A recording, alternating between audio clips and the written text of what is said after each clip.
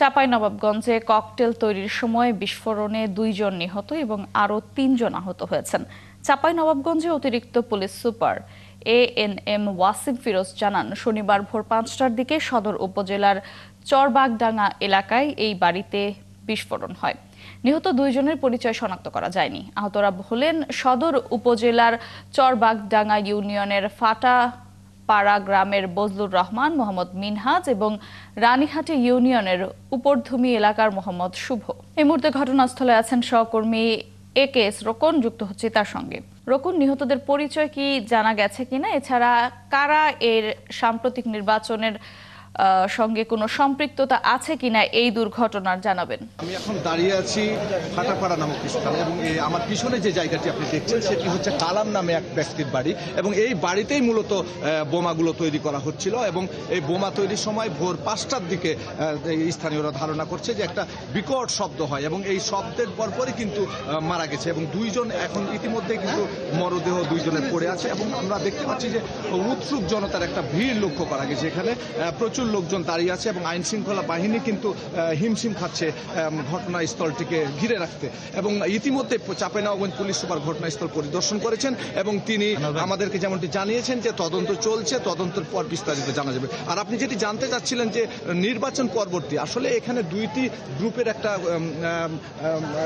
আধিপত্য বিস্তার নিয়ে 2টি গ্রুপের একটা সমস্যা আছে এবং এখানে মাঝে মধ্যেই কিন্তু এই ধরনের ধাওয়া পাল্টা ধাওয়া হয় এবং ধারণা করা হচ্ছে যে মূলত এই একটা পক্ষ আরেকটা পক্ষকে প্রোটেকশন মানে আটকানোর জন্যই কিন্তু এই ধরনের বোমা তৈরির একটা কারখানা তৈরি করা হয়ে থাকে এবং এখানে এখন পর্যন্ত আমরা যতটুকু জেনেছি যে 3 জন আহত হয়েছে সে 3 জন কিন্তু তাদেরকে রাজশাহী মেডিকেল হাসপাতালে পাঠানো হয়েছে এবং তারা আশঙ্কা মুক্ত নয় বলে আমরা জেনেছি। তো আমার কাছে এখন পর্যন্ত এই ছিল মোট।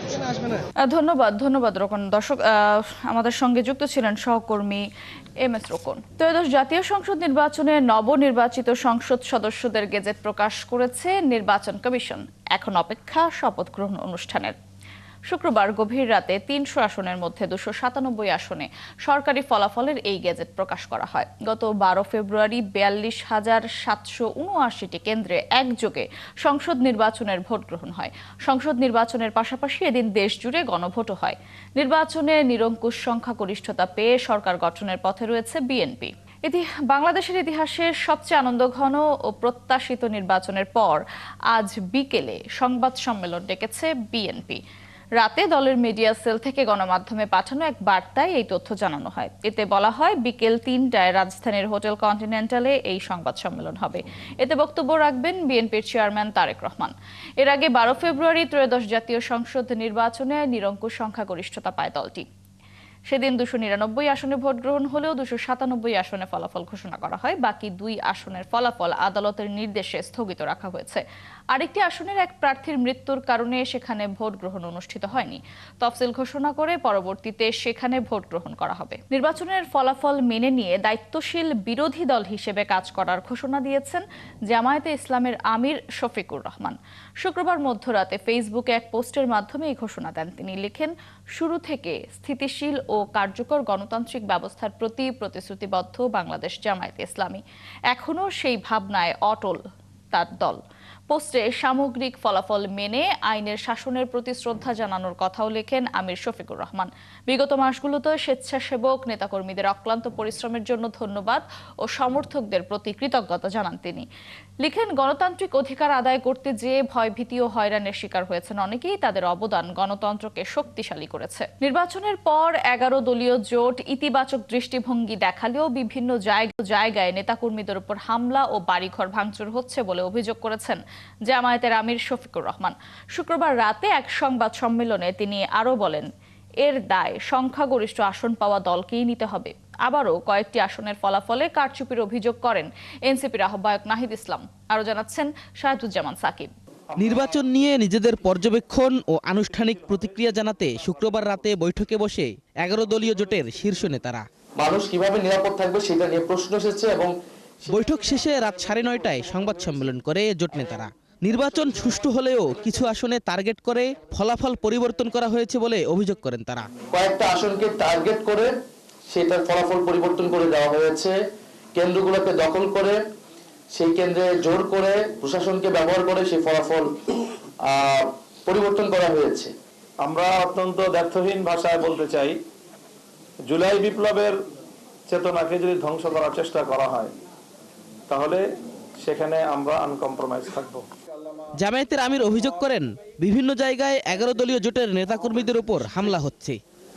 আজকে বাংলাদেশের বিভিন্ন জায়গায় 11 দলীয় নির্বাচনী পক্ষের কর্মী, সমর্থক, এজেন্ট, ভোটার বিভিন্ন জায়গায় বাড়িতে বাড়িতে হামলা হচ্ছে, ব্যক্তির উপর হামলা হচ্ছে, আগুন ধরিয়ে দেওয়া হচ্ছে বাড়িতে। এটা তো ফেসিবাদী তৎপরতা। নির্বাচনে যারা সংখ্যাগরিষ্ঠ আসন পেয়েছেন, যেভাবেই পেয়ে থাকুন, এ ব্যাপারে আমাদের যথেষ্ট অবজারভেশন, আপত্তি আছে। দায় মূলত তাদেরকেই নিতে হবে। তিনি হুঁশিয়ারি দেন, এসব হামলা বন্ধ না হলে আন্দোলনে নামবে 11 দলীয় জোট। এখন এইগুলা কিসের আলামত? এখন এইগুলা বন্ধ করতে হবে। এখনো যদি বন্ধ করা না হয় আমরা বাধ্য হব যে কোনো সিদ্ধান্ত নিতে। এবং আমরা নিরীহ দেশবাসী যারা ভালোবেসে একটা পরিবর্তনের পক্ষে গণভোটে হা বলেছেন এবং আমাদেরকে ভোট দিয়েছেন, সহযোগিতা সমর্থন করেছেন, আমরা তাদেরকে বলতে চাই, আপনারা যেমন আমাদের সাথে ছিলেন, আগেও আমরা আপনাদের সাথে ছিলাম, আজকে থেকে আরো শক্তভাবে আমরা আপনাদের সাথে থাকব। নির্বাচনের পর কোনো কোনো জায়গায় ফেসিবাদকে পুনর্বাসন করা হচ্ছে বলেও অভিযোগ করেন জোট নেতারা। শাহেদুজ্জামান সাকিব, ৭১, ঢাকা। পঞ্চম সংসদ নির্বাচনে 18 আসন পাওয়া জামায়াত ত্রয়োদশ সংসদ নির্বাচনে পেল 68টি। বিশ্লেষকরা বলছেন, মৌলবাদী রাজনীতি পরিহারের বয়ানের বিপরীতে জুলাই সংস্কারকে ধারণ ও ডানপন্থার জোয়ারে জামায়াতের এই উত্থান হয়েছে। আর এনসিপি নতুন দল হিসেবে ভালোই করেছে বলে মত কোনো কোনো বিশ্লেষকের। শাহনাজ শারমিনের প্রতিবেদন। ৭১-এর মুক্তিযুদ্ধে বিরোধিতা ও দেশের মানুষের উপর জুলুম, শেখ হাসিনা রেজিমের সর্বোচ্চ নেতাদের হারানোর ধকল, গুম, খুন, নির্যাতন আর হামলা মামলার শিকার, এমনকি নিবন্ধন ও প্রতীক দাঁড়িপাল্লা হারিয়ে গোপনে সংগঠন চালায় দলটি।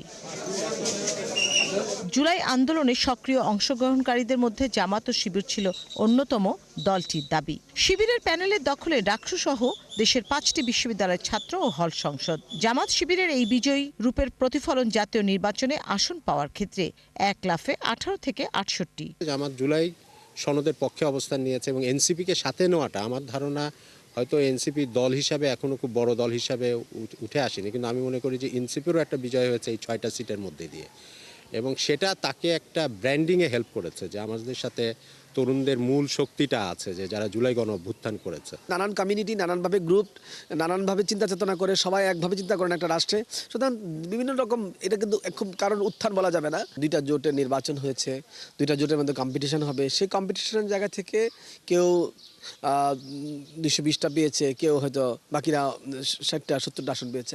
এটা আমার কাছে মনে হচ্ছে স্বাভাবিক প্রক্রিয়ার একটা পার্ট। খুলনা, সাতক্ষীরা, বৃহত্তর যশোর, কুষ্টিয়াতে দাঁড়িপাল্লার বিজয় নিশান। অবাক হবার বিষয়, উত্তরের জেলাগুলোতে লাঙ্গলের ঘাঁটিতে মওদুদিবাদীদের নব উত্থান। রাজধানী ঢাকায় রীতিমতো চমকে দিয়েছে জামাতের বেশ কটি আসনের বিজয়। ধর্মকেন্দ্রিক যে রাজনীতি, ওইটার একটা বড় প্রভাব ওই অঞ্চলগুলোতে আছে, সাতক্ষীরা, ঝিনাইদহ অথবা রংপুর, দিনাজপুরে। এটিরই একটা রিফ্লেকশন এবার আমরা দেখেছি। আরেকটি ব্যাপার ছিল হচ্ছে যে রংপুর, দিনাজপুর অঞ্চলে আমরা দেখতাম যে জাতীয় পার্টি ওখানে ভালো করতো, তো এইবার জাতীয় পার্টি সিগনিফিকেন্টলি ওখানে ভালো রেজাল্ট করতে পারে নাই। ফলে ওই যে ভোট ব্যাংকগুলো আছে এগুলো ইসলামিক দলগুলোর দিকে গেছে, বিশেষ করে জামায়াত ইসলামের দিকে এই ভোটগুলো গিয়েছে ওখানে। তবে রাজপথের রাজনীতির পাশাপাশি সংসদীয় রাজনীতিতে জামাতের ভালো করার সম্ভাবনা দেখছেন বিশ্লেষকরা। এমনকি বিজয়ী 68টি আসনের স্থানীয় সরকারের প্রতিটি স্তরে ভালো করার ইঙ্গিত এই ভোট থেকেই জামাত দিয়েছে বলে মত বিশ্লেষকদের। একটা শক্তিশালী বিরোধী দল হিসাবে আমার ধারণা জামাত এবং আপনার 11 দলীয় জোট তারা পার্লামেন্টে থাকবে। শাহনাজ শারমিন, ৭১, ঢাকা। ভোট উৎসব শেষে ঢাকায় ফিরছেন নগরবাসী। রাত থেকে সকাল পর্যন্ত সদরঘাটে ফিরতে থাকে দক্ষিণাঞ্চলের যাত্রীরা। এ সময় যাত্রীরা বলেন, দীর্ঘ 17 বছর পর ভোট দেওয়ার সুযোগ পেয়েছেন তারা, তাই কষ্ট হলেও এতে খুশি। লঞ্চে বাড়তি ভাড়ার পাশাপাশি সদরঘাট নেমে নিজ নিজ গন্তব্যে যেতে পরিবহনে বেশি টাকা গুনতে হয়েছে যাত্রীদের। সরকার গঠন করতে যাওয়া বিএনপি দেশের উন্নয়নের পাশাপাশি প্রথমেই আইন শৃঙ্খলার উন্নতির দিকে নজর দেয়, এটাই তাদের প্রত্যাশা। আমার সময় 300-এর দিকে আইছি, জায়গা পাই না, সিট পাই না, ধাক্কা থেকে পারাপারি উড়াউড়ি। যে লঞ্চ 7টা বাজে ছাড়িয়ে আইছে, লঞ্চ সবাই 4টা বাজে ঘাটে আইছে, যে লঞ্চ 9টা বাজে ছাড়িয়ে আইছে, লঞ্চ যাত্রী নামাই দিয়ে আবার ভোলা চলে গেছে। একবারে সুশৃঙ্খলভাবে নির্বাচন হয়েছে, কোনো গ্যামজাম হয় না। ভোটের স্বস্তিও ভালো ছিল, ভোটের পরিবেশ ভালো ছিল। দেশের পরিস্থিতি সামনে ভালো হয় তখন এই কষ্টটা আর গায়ে লাগবে না। ভোট শেষে বাসে করে ঢাকায় ফিরছেন বিভিন্ন অঞ্চলের মানুষ। এই মুহূর্তে রাজধানীর সায়েদাবাদে আছেন সহকর্মী মামুন হোসেন। বিস্তারিত জানতে যুক্ত হচ্ছি তার সঙ্গে। মামুন, সায়েদাবাদে ঢাকা ফেরত মানুষের ভিড় কেমন দেখছেন? তাছাড়া সড়কে যানবাহনের চাপ কেমন? এছাড়া জানাবেন যে তারা ভোট দিতে গিয়েছিল এবং নতুন সরকার যে গঠন হচ্ছে, এই যে ভোটাধিকার প্রয়োগের পর, এতে তাদের অনুভূতি কেমন এবং এই নতুন সরকারের কাছে তাদের প্রত্যাশা কেমন? ত্রয়োদশ জাতীয় সংসদ নির্বাচন শেষ এবং ভোট গণনাও শেষ। নতুন সরকার কিন্তু ইতিমধ্যে আমরা জানতে পেরেছি যে বিএনপি নিরঙ্কুশভাবে তারা আসনগুলোতে জয় পেয়েছে। তো ভোটদান শেষে যারা ভোটাররা ছিল তারা বিভিন্ন অঞ্চলে যে বিভিন্ন জায়গায় যে তারা ভোটাধিকার প্রয়োগ করে তারা কিন্তু এখন ইতিমধ্যে ঢাকায় আজকে থেকেই প্রবেশ করা শুরু করেছে। সকালের দিকে কিন্তু আমরা বাস টার্মিনালগুলোতে ঘুরে ঘুরে দেখেছি, টেকনিক্যাল, সায়েদাবাদ, মহাখালী বাস টার্মিনালগুলো আমরা ঘুরে দেখেছি। যাত্রীদের কিন্তু প্রচুর পরিমাণ চাপ ছিল। বেলা বাড়ার সাথে সাথে সেই চাপটা কিন্তু অনেকটাই এখন কমে এসেছে। আমরা বাস মালিকদের সাথেও কথা বলেছি, তারা বলেছে বিকেলের দিকে এই চাপটা আরো বাড়তে পারে, কারণ কালকে থেকে কিন্তু সব ধরনের অফিস, আদালত, স্কুল সবকিছু কিন্তু আগামীকাল থেকে খোলা হবে। আমরা যাত্রীদের সাথেও কথা বলেছি, তারা বলেছে যে তারা নির্বিঘ্নেই তারা রাজধানীতে প্রবেশ করতে পারছেন। তবে কিছু কিছু জায়গায় তারা ভাড়া বেশি নেওয়ার বিষয়টি আমাদেরকে জানিয়েছেন। এছাড়া ভোটের বিষয়ে তাদের সাথে কথা বলেছি, তারা আমাদের যেটি জানিয়েছে যে তারা দীর্ঘ 17 বছর পর তাদের যে ভোটাধিকার সেটা তারা প্রয়োগ করতে পেরেছেন। সুষ্ঠু এবং সুন্দরভাবে তারা ভোট দিতে পেরেছেন। ভোট সুন্দর হয়েছে, নতুন সরকার এসেছে, তারা নতুন সরকারের কাছে আশাবাদী যে তাদের যে অধিকারগুলো তারা যেন নতুন সরকারের কাছে পায় এবং তাদের যে অধিকারগুলো, দ্রব্যমূল্য, শিক্ষা, স্বাস্থ্য ব্যবস্থার উন্নতি, এই বিষয়গুলো কিন্তু তারা আমাদেরকে জানিয়েছেন। তো এখন পর্যন্ত আমি সায়েদাবাদ বাস টার্মিনালে আছি, এখানে যাত্রীরা আসছেন।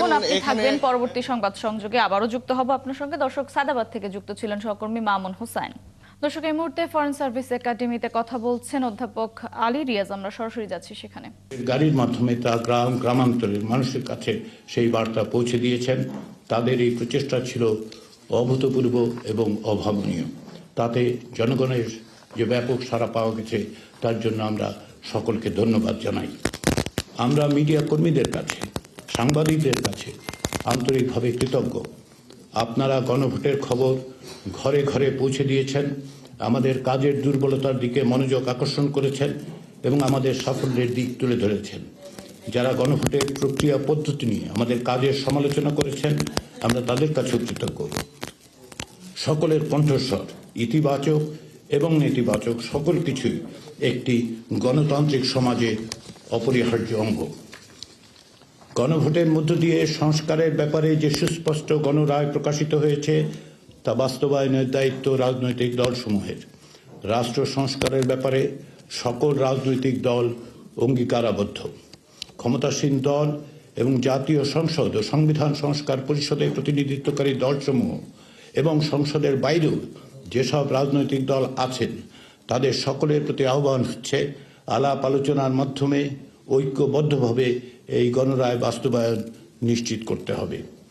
জাতীয় ঐকমত্য কমিশনের আলোচনার সময় ভিন্ন মতের প্রতি যে শ্রদ্ধা ও সহনশীলতা রাজনৈতিক দলগুলো দেখিয়েছেন এবং আপোষ সমঝোতার যে ঐতিহ্য রচনা করেছেন তা অব্যাহত রেখে আপনাদের অর্থাৎ রাজনৈতিক দলগুলোর প্রণীত জনরায় সমর্থিত এই দলিল বাস্তবায়নের দায়িত্ব আপনাদের উপর অর্পিত হয়েছে। জনসমাজ বা সিভিল সোসাইটির প্রতি আহ্বান, তারা যেন এই প্রক্রিয়াকে এগিয়ে নিয়ে যাওয়ার কাজে সহযোগিতা করেন। আমরা বিশেষভাবে তরুণদের প্রতি আহ্বান জানাই, ভবিষ্যতের বাংলাদেশ আপনাদের, সেই বাংলাদেশ গঠনের কাজে অগ্রণী হন। সেই সঙ্গে ত্রয়োদশ জাতীয় সংসদ নির্বাচনে বিজয়ী নূতন সংসদ সদস্যদের এবং সংশ্লিষ্ট রাজনৈতিক দলগুলোকে অভিনন্দন জানাই। এছাড়া দীর্ঘদিন পর একটি সত্যিকারের নির্বাচনে ব্যাপকভাবে অংশগ্রহণের মধ্য দিয়ে সকল ধরনের ষড়যন্ত্র ও সহিংসতার আশঙ্কাকে নস্যাৎ করে দেওয়ার জন্য নির্বাচন প্রক্রিয়ায় অংশগ্রহণকারী জনসাধারণকেও আন্তরিক অভিনন্দন। সবাইকে ধন্যবাদ। আমরা এখন কয়েকটি প্রশ্ন নেব এবং তারপর এই ব্রিফিংয়ের সমাপ্তি টানব। সবাইকে ধন্যবাদ। ফরেন সার্ভিস একাডেমিতে কথা বলছেন অধ্যাপক আলী রিয়াজ। আমরা সরাসরি ছিলাম সেখানে। ফাগুনের প্রথম দিন, আবার বিশ্ব ভালোবাসা দিবসও। তাই বসন্ত উৎসব ভালোবাসার রঙে মিশে হয়েছে আরও রঙিন। আর জাতীয় সংসদ নির্বাচন পরবর্তী এসব উৎসব এসেছে ভিন্ন এক আমেজে। ঋতুরাজ বসন্তকে বরণ করতে প্রতি বছরের মতো এবারেও বাংলা পঞ্জিকা অনুযায়ী বসন্ত উৎসব করছে জাতীয় বসন্ত উৎসব উদযাপন পরিষদ। বিগত বছরগুলোতে ঢাকা বিশ্ববিদ্যালয়ের চারুকলা অনুষদের বকুলতলায় এই আয়োজন হলেও এবার তা হচ্ছে আগারগাঁওয়ে মুক্তিযুদ্ধ জাদুঘরের উন্মুক্ত চত্বরে। সকাল 7:30টায় সমবেত যন্ত্র ও কণ্ঠসঙ্গীত দিয়ে এই উৎসবের সূচনা হয়। মানুষের উচ্ছ্বসিত অংশগ্রহণে তিল ধারণের ঠাঁই নেই অনুষ্ঠান প্রাঙ্গণে। তারা বলছেন, বাঙালির জীবনে বসন্ত প্রকৃতির মতোই সত্য ও সুন্দর।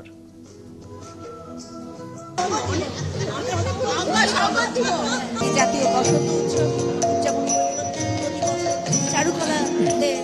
আজ পহেলা ফাল্গুন ও ভালোবাসা দিবস। দিনটি ঘিরে রাজধানীর বিভিন্ন জায়গায় নানা অনুষ্ঠানের আয়োজন করা হয়েছে। সেসবের খোঁজ রাখছেন সহকর্মী নাদিয়া শারমিন। বিস্তারিত জানতে যুক্ত হচ্ছি তার সঙ্গে। নাদিয়া, আপনাকে বসন্তের শুভেচ্ছা। আপনি এখন কোথায় আছেন জানাবেন। এছাড়া কি কি আয়োজন রয়েছে সেখানে, আর মানুষের মধ্যে ফাল্গুনের আমেজ কেমন দেখছেন জানতে চাই।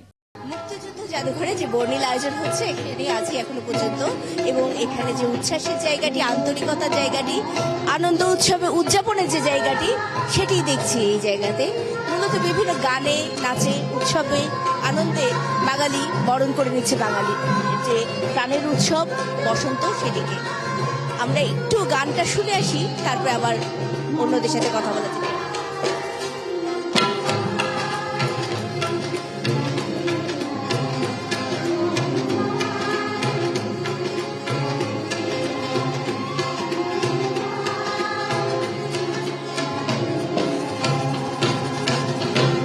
গানে যেমন বরণ করা হচ্ছে, তেমনি এখানে দর্শকরা কিন্তু খুব উচ্ছ্বাসের সাথে বরণ করছেন এই উৎসবকে।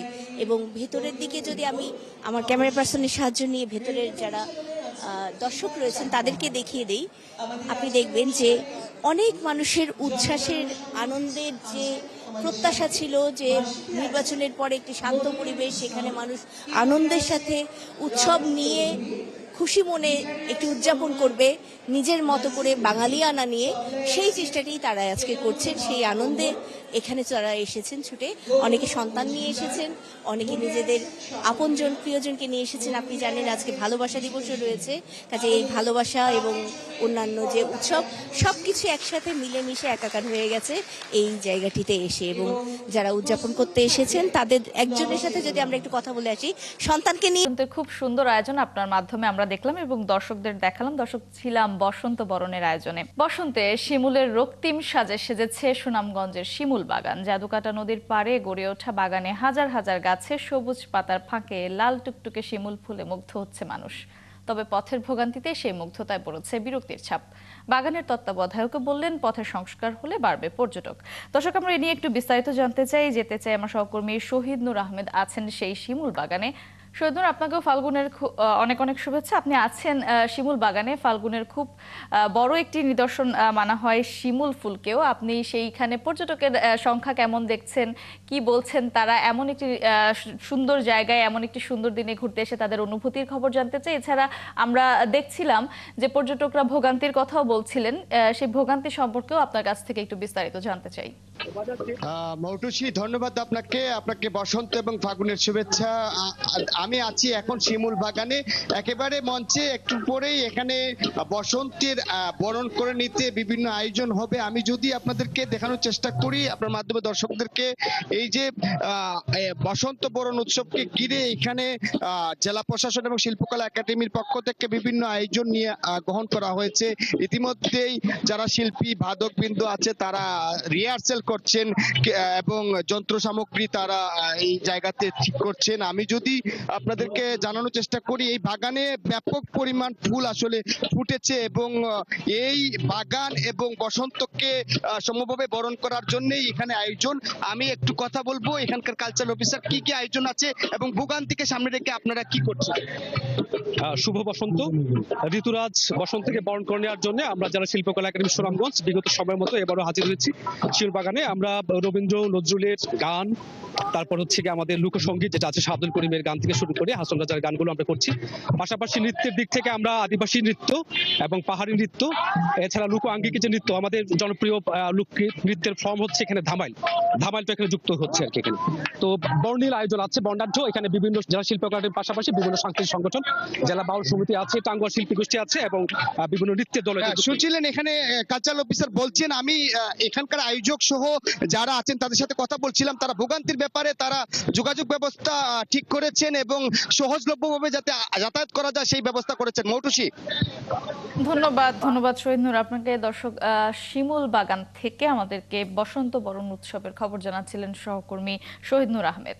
নাচ, গান, কবিতা আবৃত্তি আর রঙিন সাজে চট্টগ্রামের নগর জুড়ে চলছে বসন্ত বরণের আনন্দ আয়োজন। নগরীর পাহাড়তলীর আমবাগান শহীদ ওয়াসিম আকরাম পার্কে বসন্ত উৎসবের আয়োজন করেছে বোধন আবৃত্তি পরিষদ। বাসন্তী শাড়ি আর রঙিন পাঞ্জাবিতে সেজে ছোট ছোট শিশুদের হাত ধরে স্বজনরা ভিড় জমিয়েছেন উৎসব প্রাঙ্গণে। নাচে, গানে, আবৃত্তিতে মুখর পুরো অনুষ্ঠান স্থল। বসন্তকে বরণ করে নিতে তরুণ তরুণীদের উচ্ছ্বাস সবচেয়ে বেশি। এই আয়োজন চলবে দিনব্যাপী।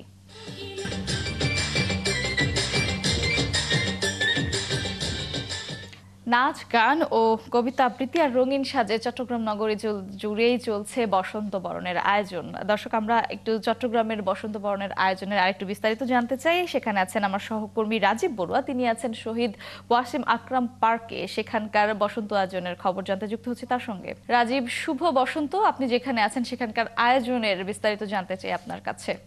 মৌটুসী, আপনাকে বসন্ত ভালোবাসা দিবসের শুভেচ্ছা। আমি এখন আছি পাহাড়তলী এলাকায়।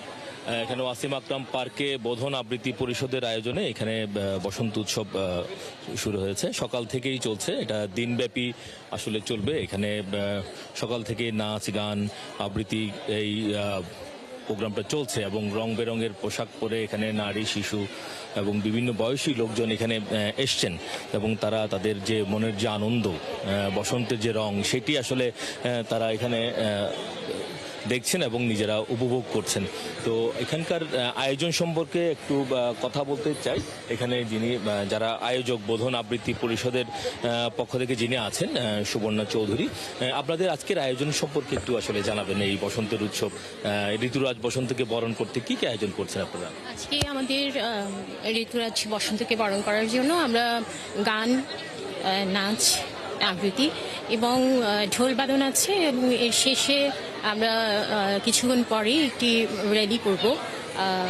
পুরো এই র্যালিটা এই পার্কের চারিদিকে র্যালিটা করব আমরা। আর এছাড়া সারাদিন, আজকে সারাদিন নয়, আজকে আমরা অর্ধবেলা অনুষ্ঠান করছি। এই তো। ধন্যবাদ আপনাকে। মৌটুসী, আপনি শুনছিলেন এখানকার যারা আয়োজক তারা জানাচ্ছিলেন যে আজকে সারাদিন এখানে কি কি অনুষ্ঠানগুলো হবে।